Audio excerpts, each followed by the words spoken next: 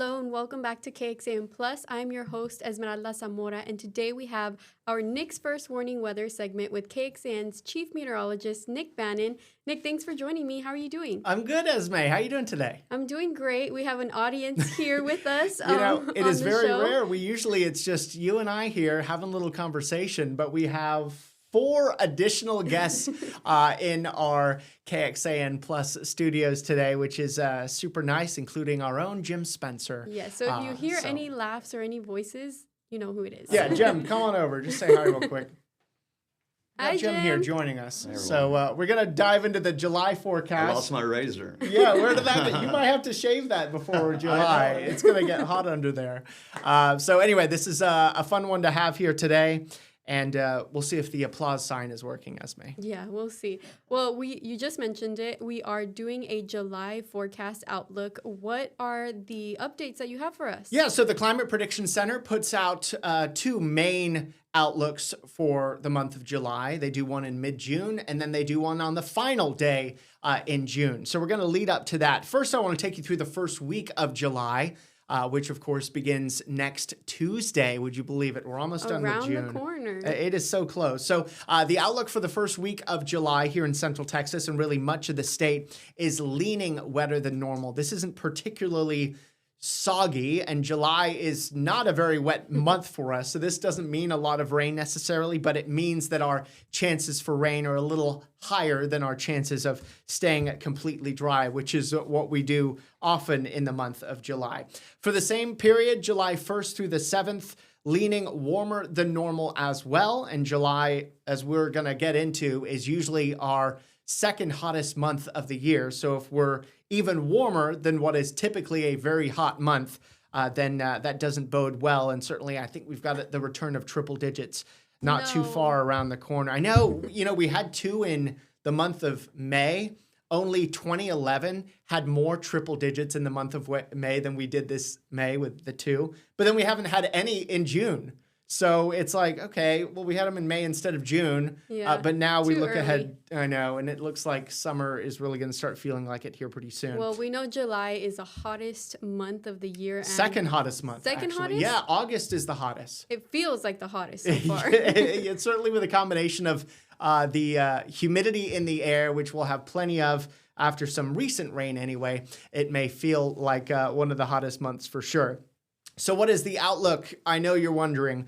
So the preliminary outlook from a temperature perspective for the month of July is actually near normal from the metro and northeast, leaning slightly warmer than normal southwest of Austin. And from a rain perspective, again, a month that we don't usually get much rain, it is looking near normal then as well, meaning the odds don't really point one way or another, wet or dry. So generally speaking, expecting near normal rainfall for July. Here's what is normal for July, by the way. Average highs at the beginning of the month start at 95. Average highs by the end of the month climb all the way to 99. Our average lows go from 74 at the beginning of July to 76 by the end. So not a lot of overnight temperature changes here during the month. It's usually just warm every night in the mid 70s. And then we only get 1.96 inches of rain. Only the month of February is actually drier than the month of July, which means that it's our second hottest and second driest months of the year, which makes it easier to remember, Esme. Well, let's jump back to that rain forecast. You mentioned we weren't going to get much rain, but how likely is it that we experience an active tropical season this month? Yeah, certainly the tropics are a big part of what could bring us beneficial rain in the summer months and into early fall as well. I could actually jump ahead to the tropical outlook because funny enough, as we talk here today, our first named storm of the Atlantic developed, and it's not expected to be a long-lasting one. This is Tropical Storm Andrea, way out there in the middle of the Atlantic, not expected to impact any land masses whatsoever.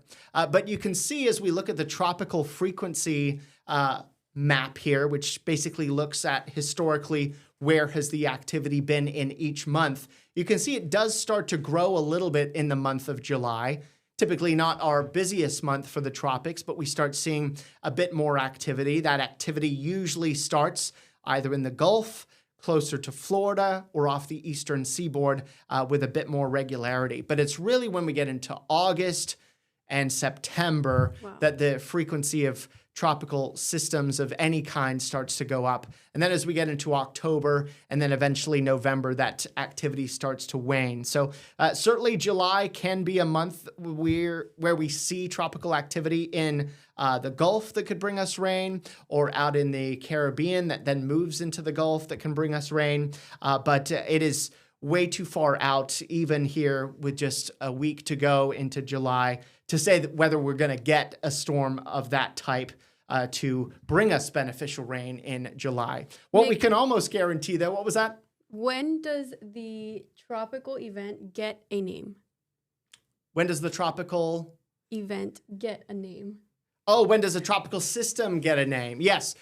So generally speaking, that typically happens once it becomes a tropical depression or stronger, is my memory is being tested here. But yeah, tropical depression or stronger gets a name.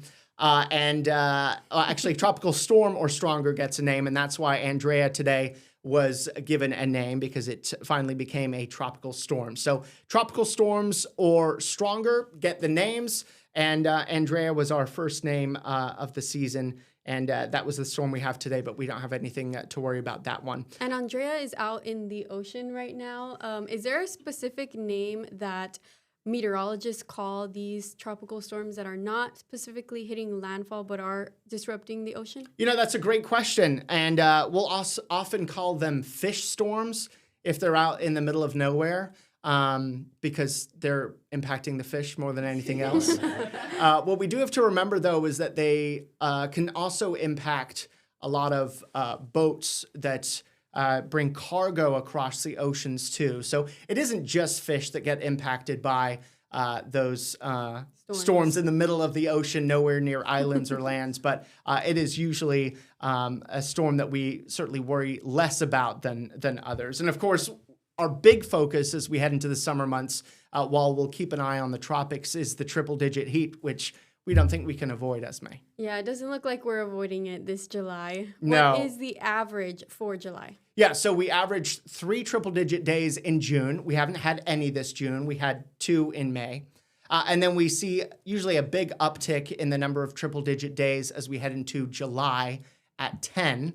And then that jumps up to 13 in August, which usually has our most triple-digit days of the year. And August is also our hottest month of the year overall. So it would sort of make sense that we had the most triple-digit days there in the month of August. And then it drops down to 3 in September. So adding all these up, we averaged 29 triple-digit days in Austin at Camp Mabry through the year from June through September. And we've had 2 so far. If we end June without any more, then we'll technically be entering July with a below average number of triple-digit days, which would be nice to say. Doesn't necessarily mean that we're not going to be able to play quick catch-up as we head through July and into August, though.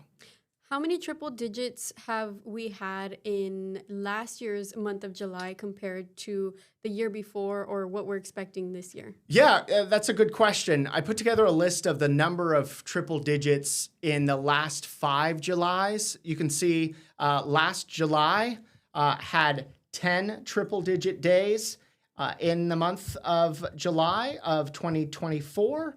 And then we saw a significant amount of triple-digit days there. Big jump. As we got into the year before that, 25 days in July 2023. That was actually the second most triple-digit days in the month of July until the previous year, where we had the most triple-digit days in the month of July, which was 29 back in July 2022. That was our record. And then would you believe it, the year before that, we only had 1. That's crazy. I don't believe it. Yeah, well, what a difference, too, going from one July to the next, and the difference it can make here. The entire month, practically, in 2022 was full of triple-digit days. And then July 2021, we only had 1?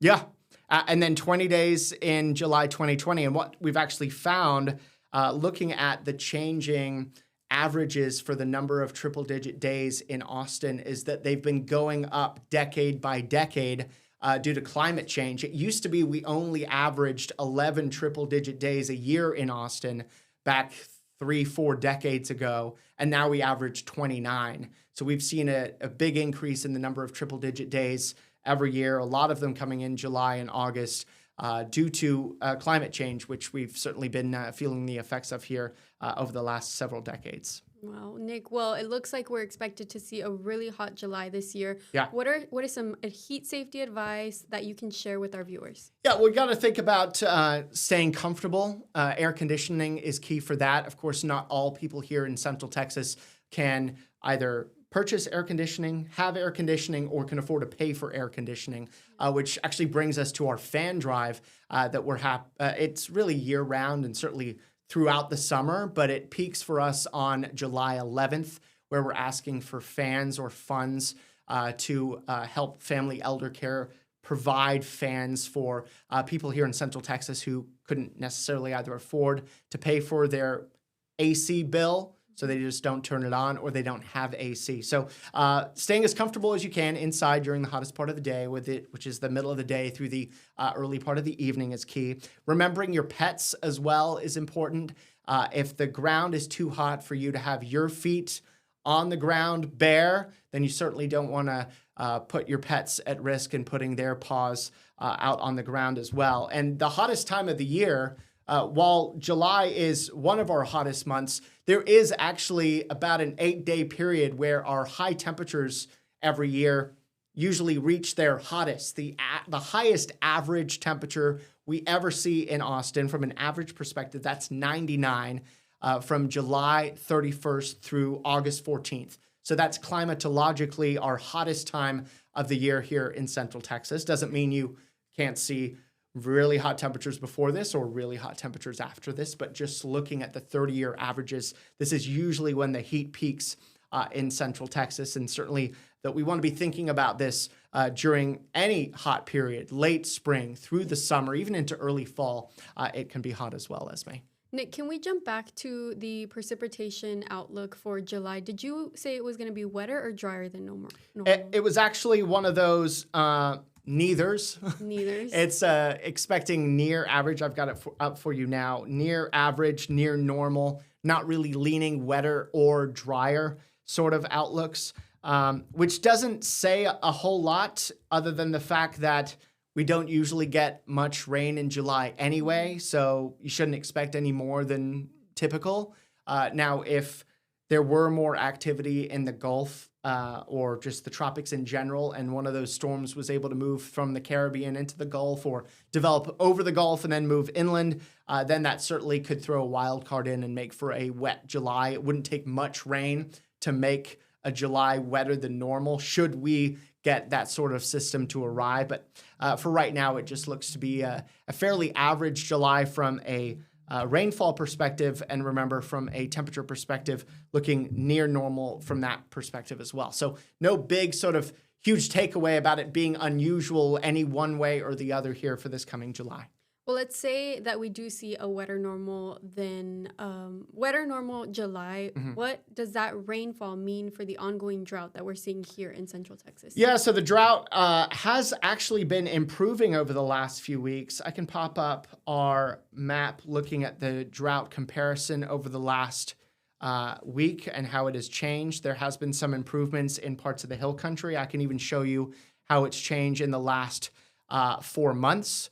The drought actually got worse in some parts of, say, southern Gillespie County. It got worse and now is an exceptional drought, whereas some parts that had that more widespread extreme drought 4 months ago actually saw some improvements there. So a little bit of a mixed bag. But as far as things stand here now, from a drought perspective, if we were to get unusually high amounts of rainfall in the month of July, it wouldn't take a whole lot to put a dent in our current drought. But remember, this last week has been dry.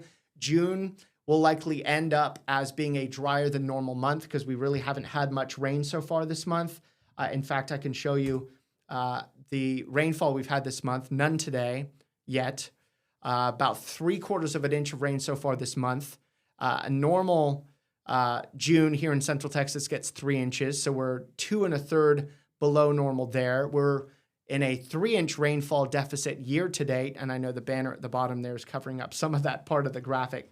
But generally speaking, after May being our wettest month in a long time, several months, and our first wetter than normal month in 10 months, we're going back to being dry again. So I would anticipate that when we get a drought update here this Thursday, that our drought will start to worsen again. Certainly very little rain over the last week is unlikely to make it improve.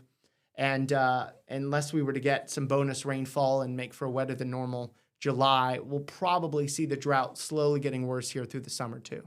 Nick, can you remind our viewers why it is so important that we rely on this rainfall during this time of year? Why do we need it so much? Yeah, so we have a wet season, and I can possibly pull it up here.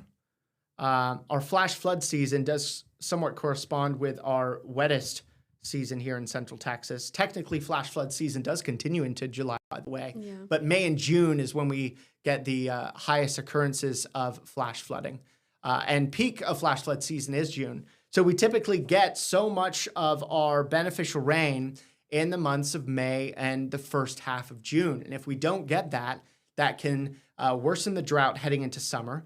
Typically, of your home's water usage, 70% of that comes from irrigation, watering the grass and your plants. And if you don't get that rain in May and June to recharge our lakes, recharge our aquifers, then we're taking so much of the water in the hottest summer months when we're not replenishing that because we don't get a lot of rain in the summer, especially in July, although August is wetter than July usually, that it will likely mean that our drought gets worse, our lake levels get lower, our aquifers get more depleted here. So it's not good if we were to have another dry month here into July. The one saving grace is that July is normally dry anyway. It's worse when you don't get rain in a month that should be wet, kind of like June. So June has had 3/4 of an inch of rain so far in Austin, and we should have had more than about 3.5 inches of rain. So we've had less rain than we should have had in June, heading into a month that is usually dry in July. So we'll see how it plays out. Any bonus rain we can get in July would be a big help, and it would also reduce people's water usage at home, and they wouldn't be using it as much on the grass and on their plants because they'd be getting it from Mother Nature anyway. What are some tips for our viewers to reduce that water usage throughout the month of July? Throughout the month of July, well, you can reduce it anyway by investing in local native plants that don't typically rely on a lot of water and certainly don't rely on more water than we can provide here in Central Texas. You can also do a process known as xeriscaping, where you replace a lot of the grass and the water-sucking plants around your yard with rock beds or much lower water-producing plants surrounded by rocks instead. It may not look as pretty, but it does significantly reduce your water usage. You can also invest in a lot of lower water using plumbing equipment like toilets and that sort of thing that can make a difference. And then, of course, certainly wish that a lot of commercial places that you see using sprinklers in the middle of a hot afternoon, I wish they wouldn't do that, and they could certainly play their part too. And if you have to use your sprinklers, using them at a time of day where that water is not getting wasted, where it gets fully absorbed into the ground before it starts getting evaporated would be a good idea. Generally speaking, that is in the mid to late evening or in the early morning, so it can soak in before the sun comes up and it all starts to dry out again. Well, Nick, I'm not sure if you have this graphic in your list right now, but hopefully you can pull it. Can you give us a look at the rest of today's weather and the rest of the week? Yeah, let's first start by looking outside. This is how it looks as we record this at 3:26 in Bastrop with some rain and storms around. This is from our Ally Medical Emergency Room camera there. This is not going to be a widespread rain, but for some of you who haven't had a whole lot of rain lately, especially over the last week, you're going to be loving this. We certainly are. It's not the type of rain that ruins your plans, and more just the type of rain that we get excited about. And some of this rain is actually drifting into the Austin metro as we speak. Bastrop County has the highest coverage of rain with a few non-severe thunderstorms, but we're even seeing some rain in southeast Austin now too. And in fact, let me see. This is going to take a second here, so I might have to dance around. I'm going to try and change one of our cameras behind the scenes here to our Circuit of the Americas camera. It looks like South Austin is getting all that rain. I see it off the screen. Circuit of the Americas, as I'm getting it ready to show you. Lots of rain. Look at there. that. Wow. That's How about a beautiful sight. It's a beautiful sight in late June, where our rainfall of early June and certainly May typically cuts off. So some beneficial downpours and some isolated storms moving through the area now. We expect that we'll have some widely scattered showers and storms again tomorrow. Those rain chances drop off on Thursday. Friday and Saturday are looking drier, and then rain chances try to creep back up again Sunday, Monday, and especially into Tuesday. From a temperature perspective, as we get drier, the temperatures go up. We're currently forecasting that we'll avoid triple digits through the end of the year, end of the month, which ends on Monday. July begins on Tuesday. Still, it is going to be above average, though. Normal for this time of year is 94, and we're looking to be about 3 degrees above average here as we head into the later part of this week through the weekend and into early next week. And of course, on KXAN News starting at 4, we'll be tracking this beneficial rain moving through the area right now. Let me give you one more look out at the Circuit of the Americas. What a great way to end our broadcast here with some of that rain coming down. This is not the type of rain that would really have much of an impact on the drought. We're looking for localized quarter-inch amounts or less, and then it moves on. But we'll take any rain we can get. Of course, rain like this, though, does mean that you turn off the sprinklers for a few days and not have to water the plants, and every little bit of that helps. Yeah, and even though we're not at those triple digits, it's still extremely hot. So if anyone is trying to work out during the day, what are the best times for them to do that? Yeah, working out, it's almost like the morning is your best opportunity, because even though temperatures come down in the evening, it is still very warm in the evening, and the ground is still warm. It retains a lot of that heat that doesn't eventually get lost until the morning time. So early morning is your best bet, probably just after sunrise, so that you can see where you're going and other people can see you. So morning's your best time to work out, and best time to walk your dog as well. Yeah, best time for the doggies. Yeah. Well, we have that article, the July forecast outlook, here on our website, KXAN.com. It's published on our homepage. You can find it very easily. What else is in here that we didn't get to talk about? Well, we've covered this and then some. I'll tell you, Esme, this has been a very comprehensive chat. Graphics I didn't even have ready. I had to bust out here, so we're keeping me on my toes. But this certainly digs into July, what is typical, and the triple digits of recent years and our number of triple digits here by month. I'll tell you that the July outlook will get updated again next Monday with the final view from the Climate Prediction Center the day before July begins. We'll see if there's any tweaks coming next Monday, but generally speaking, July looks like it'll be very much like July this year. Yes, a typical July for us here in Texas. Yeah. Well, thanks for joining me, Nick. Everyone who is watching live right now on our social medias, our website, or our mobile app, we'll see you here again next Tuesday afternoon with another special segment of Nick's First Warning Weather. Yes, actually, I won't be here next week. I'll be on vacation, but we'll have to wait 2 weeks. How about that? Okay, 2 weeks. We'll see you then. Thank you, Nick.